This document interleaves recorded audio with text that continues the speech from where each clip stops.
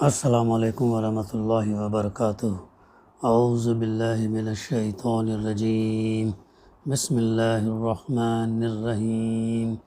Well لکل ہمزۃ لمزۃ الذی جمع مالا وعددہ یحسب ان مالہ اخلدہ کلا لینبذن فی الحطمۃ وما ادراک ما الحطمہ نار اللہ الموقدۃ التی تطلع علی الافئدہ انہا علیہم مؤصدۃ فی امد ممددہ۔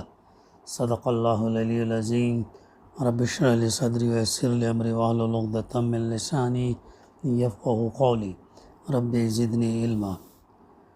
تباہی ہے ہر اس شخص کے لیے جو منہ در منہ لوگوں پر طعن اور پیٹھ پیچھے برائیاں کرنے کا خوگر ہے، جس نے مال جمع کیا اور اسے گن گن کر رکھا۔ وہ سمجھتا ہے کہ اس کا مال ہمیشہ اس کے پاس رہے گا، ہرگز نہیں۔ وہ شخص تو چکنا چور کر دینے والی جگہ میں پھینک دیا جائے گا، اور تم کیا جانو کہ کیا ہے وہ چکنا چور کر دینے والی جگہ؟ اللہ کی آگ، خوب بھڑکائی ہوئی، جو دلوں تک پہنچے گی، وہ ان پر ڈھانک کر بند کر دی جائے گی، اس حالت میں کہ وہ اونچے اونچے ستونوں میں گھرے ہوئے ہوں گے۔ سورہ الہمزہ کی تفسیر کا سلسلہ الحمدللہ جاری ہے۔ گزشتہ ہمارے مطالعے میں اس سورت کا نام، زمان نزول، موضوع اور مضمون کی تفسیر الحمدللہ ہو چکی ہے، اور ساتھ ساتھ پہلی آیت کے بھی چند نکات ہمارے سامنے آئے ہیں۔ اس میں اللہ سبحانہ وتعالیٰ شروع ہی کرتا ہے، تباہی ہے، بربادی ہے، نقصان ہے، کس کے لیے؟ ہر اس شخص کے لیے جو منہ در منہ لوگوں پر طعن، ٹانٹ جسے ہم کہتے ہیں، اور پیٹھ پیچھے برائیاں کرنے کا خوگر ہے۔ تو اس کی تفسیر میں بات ہمارے سامنے آئی کہ حمز کا جو مفہوم، ہمزۃ اللمزہ، دراصل حمز اور لمز معنی کے اعتبار سے اتنے قریب ہیں کہ کبھی دونوں ہم معنی استعمال ہوتے ہیں اور کبھی دونوں میں فرق ہوتا ہے۔ یہ ہے کہ اس کا اگر ہم اس سے ایسے سمجھتے ہیں، کچھ لوگ لمز کے جو معنی بیان کرتے ہیں وہ دوسرے لوگوں کے نزدیک حمز کے معنی میں، یہاں چونکہ دونوں الفاظ ایک ساتھ آئے ہیں، ہمزۃ اللمزہ، تو اس لیے دونوں مل کر یہ معنی دیتے ہیں اس شخص کی عادت بن گئی کہ کیا کرتا ہے؟ وہ دوسروں کو تحقیر اور تذلیل کرتا ہے، دوسروں کو تحقیر کرنا، نیچا دکھانا، تذلیل کرنا، ذلیل کرنا، کسی کو دیکھ کر انگلیاں اٹھانا، آنکھوں سے اشارے کرنا، کسی کے نسب پر طعن کرنا، کسی کے ذات میں کیڑے نکالنا، کسی پر منہ در منہ چوٹیں کرنا، کسی کے پیٹھ پیچھے اس کی برائیاں کرنا، کہیں چغلیاں کھا کر اور لگائی بجائی کر کے دوستوں کو لڑا دیتا ہے، یہ بھی ہوتا، دیکھو، لڑا دینا، اور کئی بھائیوں میں پھوٹ ڈلواتا، ایسے کیسے کوالٹیز ہے۔ اللہ تعالیٰ، یہ صورت مکی صورت ہے، ابتدائی دور میں نازل ہوئی، یہ برائیاں تھیں اس وقت بھی، جب یہ صورت نازل ہو رہی تھی اس وقت بھی یہ برائیاں لوگوں کے اندر تھی، تو اللہ تعالیٰ نے ان برائیوں کو دور کرنے کے لیے صورت کا نزول کیا۔ لوگوں کے برے نام رکھتا ہے، لوگوں کو برے نام، اسی لیے لوگوں کو برے نام سے نہیں پکارنا۔ اللہ تعالیٰ جو نام ہم نے جو رکھے ہیں، اللہ تعالیٰ نے جو ہمیں بتائے ہیں، اچھے نام سے ان کو پکارنا، ان پر چونٹیں کرتا اور ان کو عیب لگاتا، تو ایسے لوگوں کے بارے میں اللہ تعالیٰ کیا کہہ رہا ہے؟ تباہی ہے، بربادی ہے، جیسے کام کرتے ہیں اور برائیاں کرنے کا خوگر ہے۔ اس کے بعد دوسری آیت میں فرمایا، الذی جمع مالا وعددہ، جس نے مال جمع کیا اور اسے گن گن کر رکھا۔ اب یہ دوسرا فقرہ جو ہے خود بخود یہ معنی دیتا ہے لوگوں کی یہ تحقیر اور تذلیل وہ اپنی مالداری کے غرور میں کرتا ہے۔ دیکھو کیا بات ہے، کیسے لوگ کرتے ہیں جن کے پاس مال زیادہ ہے یا پاور زیادہ ہے، اقتدار زیادہ ہے یا پوزیشن ہے یا ہے، تو یہ لوگ کیا کرتے ہیں اپنے غرور میں، تکبر میں، گھمنڈ میں دوسروں کو کیا کرتے ہیں نیچا دیکھتے ہیں، تحقیر کرتے ہیں، ذلیل کرتے ہیں اور فخر سمجھتے ہیں۔ تو اسی لیے یہ اکثر ایسے لوگوں کے اندر یہ صفت پائی جاتی ہے۔ تو مال جمع کرنے کے لیے جمع مالا کے الفاظ استعمال کیے گئے ہیں جن سے مال کی کثرت کا مفہوم نکلتا ہے۔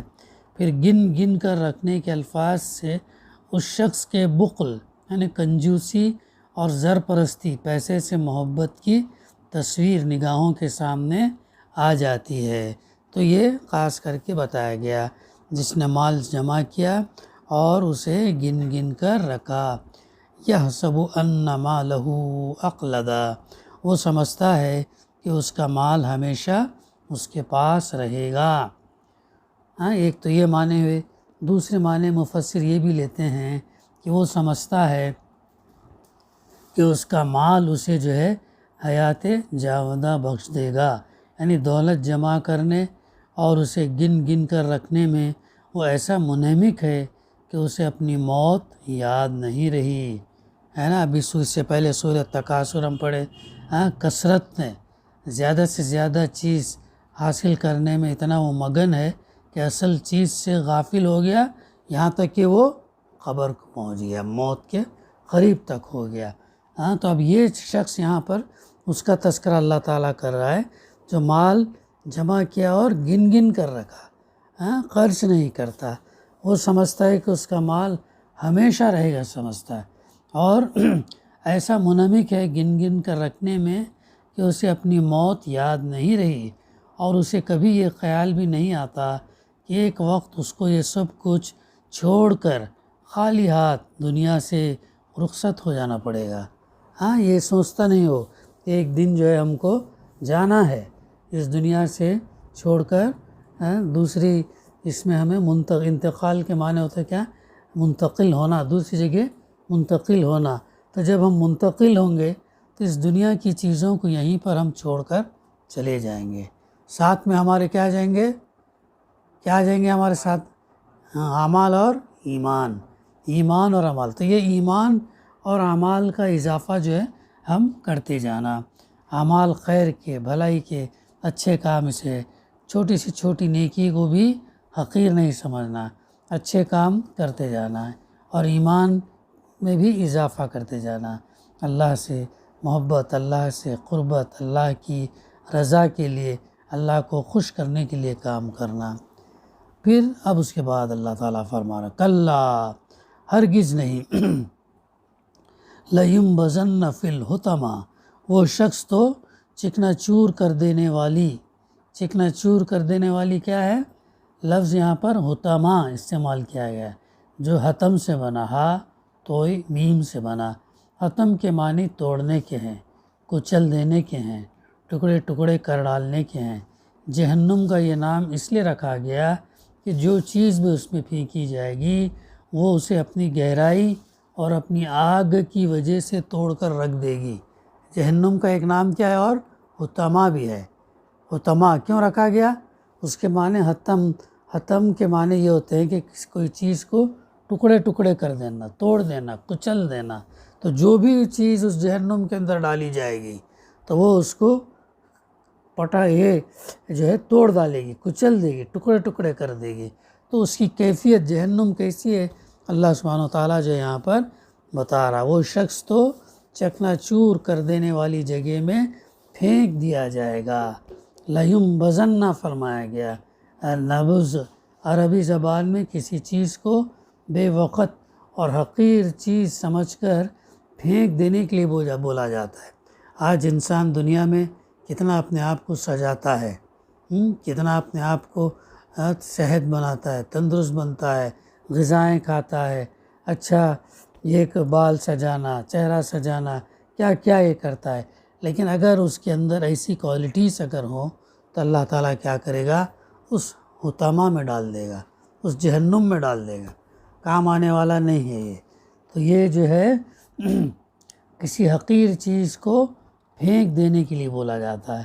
اس سے خود بخود یہ اشارہ نکلتا کہ اپنی مالداری کی وجہ سے وہ دنیا میں اپنے آپ کو بڑی چیز سمجھتا ہے۔ لوگ جو ہے نا مال کی وجہ سے اپنے آپ کو بڑا سمجھتے ہیں، اقتدار، پاور، کرسی ملی تو بھی اپنے آپ کو بڑا سمجھتے ہیں۔ لیکن اگر اس بڑائی کے اندر اگر یہ چیزیں شامل ہیں تو اس کا ٹھکانہ جہنم ہے بتایا جا رہا ہے۔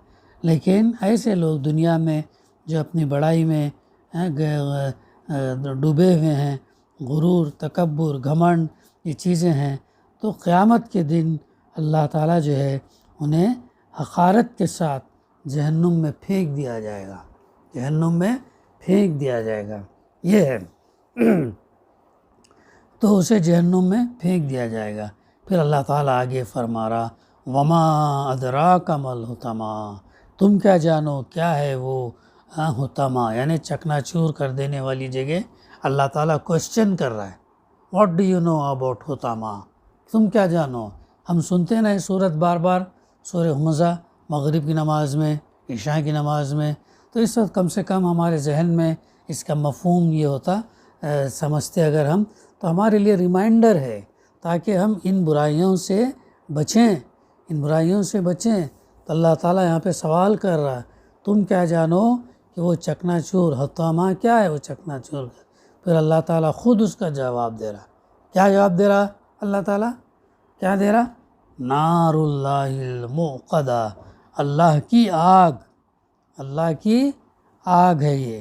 ہاں یہ قرآن مجید میں دیکھو بہت امپورٹنٹ صورت ہے، اس مقام کے سوا اور کہیں جہنم کی آگ کو اللہ کی آگ نہیں کہا گیا، حالانکہ پوری دنیا بلکہ پوری کائنات یونیورس اللہ کا ہے، اسے کہنے کی ضرورت نہیں ہے، لیکن اللہ تعالیٰ یہاں پہ کیا کہہ رہا ہے، یہ آگ کے بارے میں کیا کہہ رہا ہے، نار اللہ، نار یعنی آگ، اللہ کی آگ۔ اللہ تعالیٰ اسی مقام پر اس کو اللہ تعالیٰ کی طرف منسوب کرنے سے نہ صرف اس کی ہولناکی کا اظہار ہوتا بلکہ یہ بھی معلوم ہوتا ہے کہ دنیا کی دولت پا کر غرور اور تکبر میں مبتلا ہو جانے والوں کو اللہ کس قدر سخت نفرت اور غضب کی نگاہ سے دیکھتا ہے۔ جو لوگ دنیا میں غرور، تکبر میں جو لوگ مبتلا ہوتے ہیں تو اللہ تعالیٰ کس قدر سخت نفرت، اللہ تعالیٰ نے اصل میں ہماری حیات تک موقع دیا ہے، اللہ تعالیٰ گرفت جلدی نہیں کرتا، اللہ تعالیٰ ڈھیل دیتا ہے۔ وہ ڈھیل اگر انسان سمجھے میرے لیے یہ آزمائش ہے، امتحان ہے، مجھے نہیں کرنا چاہیے، تو پھر اپنے آپ کو سیدھے راستے پر جب آمادہ کرتا تو اللہ تعالیٰ پھر اس راستے پر اس کو آسانی پیدا ہے۔ لیکن وہی اگر انسان اسی ڈھیل کا ناجائز فائدہ اٹھاتا اور ڈھیل کا فائدہ اٹھاتے آگے بڑھتا جاتا تو اس برائی میں، غرور میں، تکبر میں اور آگے جو ہے بڑھتا جاتا۔ تو تکبر، بڑائی، کبریائی یہ اللہ کی چادر ہے، بڑائی صرف اللہ کی، انسان تو کچھ بڑا نہیں ہے، بڑائی صرف اللہ ہے۔ تو اللہ تعالیٰ پسند نہیں کرتا کہ لوگ جو ہے اپنے آپ کو بڑا کہلوائیں، لوگ جو اپنی تعریف آپ کریں، یہ انفیوریبل، اللہ کو ناپسندیدہ عمل ہے۔ اللہ سب سے بڑا ہے، اللہ اکبر، بار بار ہم کو یاد دے اللہ بڑا ہے، اللہ ہی بڑا ہے۔ جب وہ بڑا ہے تو میری بڑائی تمہاری بڑائی کوئی معنی جو ہے نہیں رکھتی۔ لیکن اگر کوئی انسان مال کی وجہ سے اور کسی اور جا اور اقتدار کی وجہ سے تکبر میں تو اللہ تعالیٰ جو ایسے لوگوں کو سخت نفرت اور کیا غضب کی نگاہ سے دیکھتا ہے، جس کی وجہ سے اس نے اس آگ کو خاص اپنی آگ کہا ہے جس میں وہ پھینکے جائیں گے۔ ایسا جو ہے برا، تو اللہ تعالیٰ ہماری حفاظت کرے، تو ہم بھی جو ہے تکبر، گھمنڈ، غرور یہ تمام چیزیں نہیں کرنا چاہیے۔ اللہ کی آگ، پھر التی تطلع علی الافئدہ، خوب بھڑکائی ہوئی جو دلوں تک پہنچے گی. دیکھو کتنا ڈیفائن کر رہا اللہ تعالیٰ. صرف آگ کہہ دینا تمام چیزیں، ایک ذرے سے لے کر پوری کائنات کی وسعت اللہ کی ملکیت ہے، اللہ اس کا مالک ہے. اللہ کی قدرت سے تمام چیزیں باہر نہیں ہیں، پھر بھی یہاں پر اللہ تعالیٰ اس آگ کو اللہ کی آگ کہہ رہا ہے. خوب بھڑکائی ہوئی. سیکنڈ کوالٹی یہ بتا رہا. تھرڈ کوالٹی یہ بتا رہا جو دلوں تک پہنچے گی. ظاہر ہے جب انسان پورا جل ہی جاتا تو دلوں کے پہنچنے کیا بات ہے، لیکن اس کو اللہ تعالیٰ یہاں پر فرما رہا ہے تطلع علی الافئدہ. تطلع تو لام عین سے ہے، جس کی ایک معنی چڑھنے اور پہنچ جانے کے ہیں، اور دوسرے معنی باخبر ہونے اور اطلاع پانے کے ہیں. افئدہ فواد کی جمع ہے جس کے معنی دل کے ہیں، لیکن یہ لفظ اس عضو کے لیے استعمال نہیں ہوتا جو سینے کے اندر دھڑکتا ہے، بلکہ اس مقام کے استعمال ہوتا جو انسان کے شعور اور ادراک اور جذبات اور خواہشات اور عقائد، افکار، نیتیں، ارادوں کا مقام ہے. یہ دل ہمارا کتنے چیزیں دیکھو دل کے اندر ہمارا کتنے چیزیں ہیں. اس کے اندر پہنچنے کا یہ ہے اس کے خیالات، فاسد عقائد، ناپاک خواہشات، جذبات، خبیث نیتوں اور ارادوں کا مرکز ہے. یہ تمام چیزیں جو ہے دل کے اندر ہی ہوتی ہیں.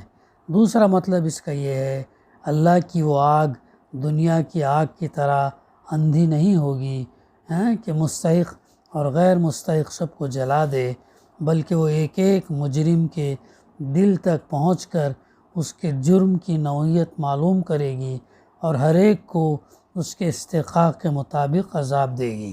یہ اللہ کی آگ ایسی ہے کہ جو برائیاں، جو خبائث، جو چیزیں دل سے وجود پاتے ہیں ان تک پہنچ کے ان تمام کو جلا ڈالے گی. ان تمام کو جو اسی لیے کیا فرمایا جو دلوں تک پہنچائے گی، اور دل سے یہ تمام چیزیں نکلتے ہیں، جذبات، خواہشات، نیتیں، یہ تمام چیزیں جو ہے نکلتے ہیں. پھر آگے فرما انہا علیہم مؤصدہ فی امد ممددہ، وہ ان پر ڈھانک کر بند کر دی جائے گی. یعنی جہنم میں مجرموں کو ڈال کر اوپر سے اس کو بند کر دیا جائے گا.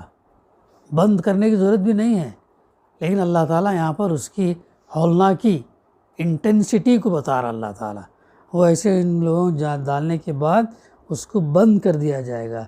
کوئی دروازہ تو درکنار، کوئی چھری تک، کوئی جھرری تک کھلی بھی نہ ہوگی، ذرہ برابر بھی کھلا ہونا، ایک دم پیکڈ ہو جائے گا، ایک دم پیکڈ ہو جائے گا. کتنا خطرناک ہے دیکھو.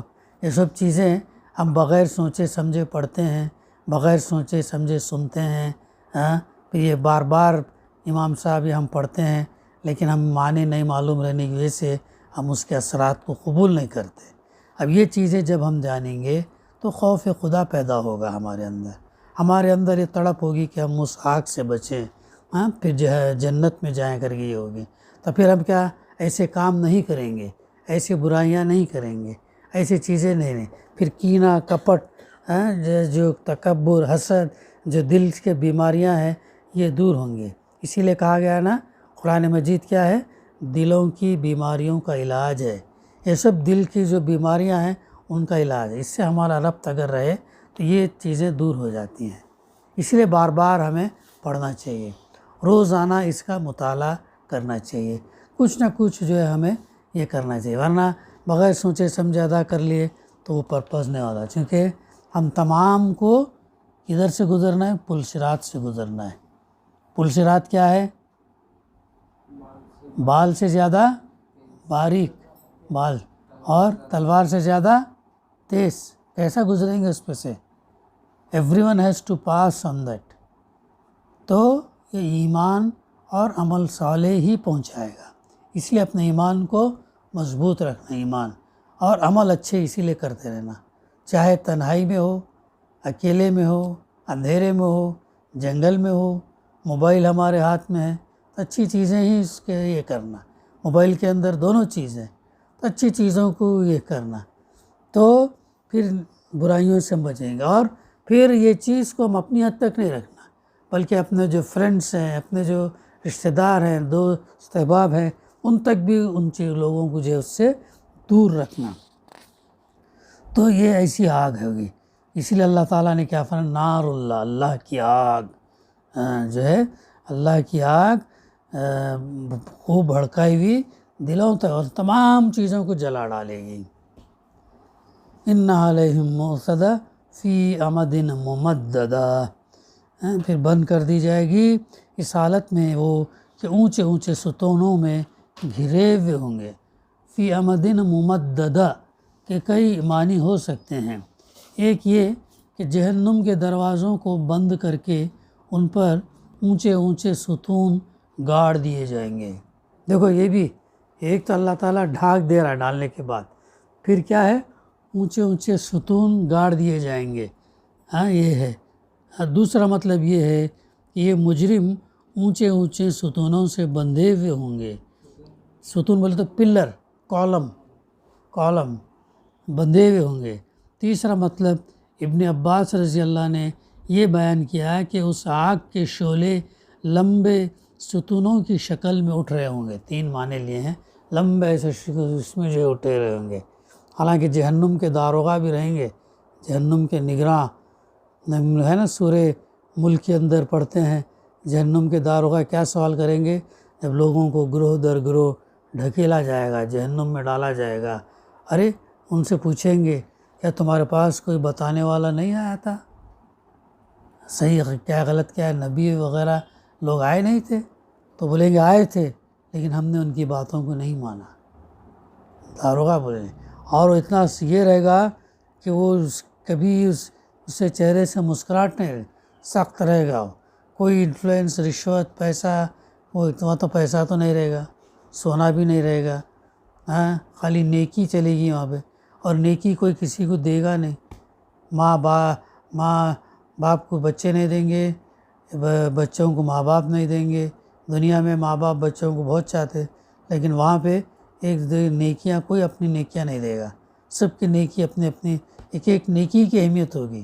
اس لیے جو وقت ہم کو ملا ہے اس وقت میں ہم جتنا زیادہ سے زیادہ اچھے اعمال کر لے کے جمع کرنا، اور اللہ کی رضا کے لیے کرنا، دکھاوے کے لیے، نام نمود کے لیے، شہرت کے لیے نہیں کرنا۔ تو یہ تمام چیزیں جو ہیں تو ایسا اتنا بھیانک منظر ہے۔ تو یہ مکی صورتیں اسی لیے بہت امپورٹنٹ ہیں۔ تو یہی وہ صورتیں تھیں جو صحابہ کو اتنا چینج کیا، لیکن ہم بغیر سوچے سمجھے پڑھیں گے، جانیں گے تو کچھ اثر نہیں ہوتا۔ خالی ایک ریچول کے طور پر، ایک رسم کے طور پر نماز جو ہم پڑھ لیتے ہیں، ایسا نہیں ہے، بلکہ کم سے کم لفظی معنی نہ بھی یہ رہے تو ہم کو جو اس کا مفہوم تو ہم کو جاننا چاہیے، ترجمہ یہ معنی کیا ہے، بات اس کے اندر بتائی جا رہی، اس کا مفہوم اگر ہمیں جانیں گے تو کم سے کم ہمارے اندر وہ خوف و ڈر پیدا ہوگا، پھر ہم ان برائیوں سے جو ہے بچیں گے۔ دعا ہے کہ اللہ سبحانہ و تعالی ہمیں کہنے سننے سے زیادہ عمل کرنے کی توفیق عطا کرے۔ ربنا تقبل منا انک انت السمیع العلیم وتب علینا انک انت التواب الرحیم۔ صلی اللہ تعالی علی خیر خلقہ وعلی آلہ وصحبہ اجمعین والحمد للہ رب العالمین۔